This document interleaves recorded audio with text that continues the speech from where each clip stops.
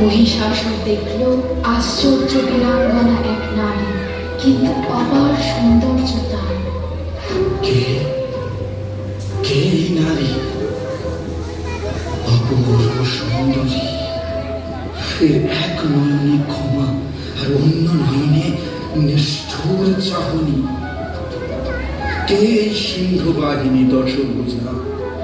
কে? মহিষাসুর, যুদ্ধের জন্য প্রস্তুত হও। তোমার জীবনের অন্তিম মুহূর্ত সমাগত। অচিরে তুমি আমার প্রদানত হবে। এসো, যুদ্ধ করো। যুদ্ধ? এই ত্রিভুবনে এমন কোন নারী আছে কি যার বাহু বলে আমি আমি মহিষাসুর পরাজিত হব?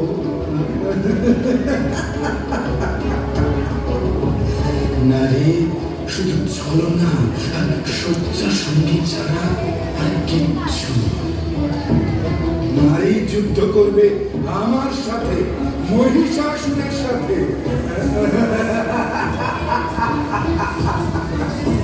না না, তুমি সুতোকে মহিন সর্বাঙ্গ সুন্দরী নারী। আমি বীর শ্রেষ্ঠ মহিষাসুর, সমগ্র ত্রিভুবন যার পদানত। আমার উপযুক্ত ভার্যা কেবলমাত্র তুমি হতে পারো। এসো এসো, আমার কণ্ঠে বড়মাল্য প্রদান করো। মূর্খ অসুর, তুমি কামনা করো আমাকে। এই বিশ্ব ব্রহ্মাণ্ডের মাতা আমি। তোমার এত বড় স্পর্ধা, তুমি আমায় কামনা করো। এই কামনায় তোমার মৃত্যুর কারণ হবে। সময় উপস্থিত, যুদ্ধে অবতীর্ণ হও।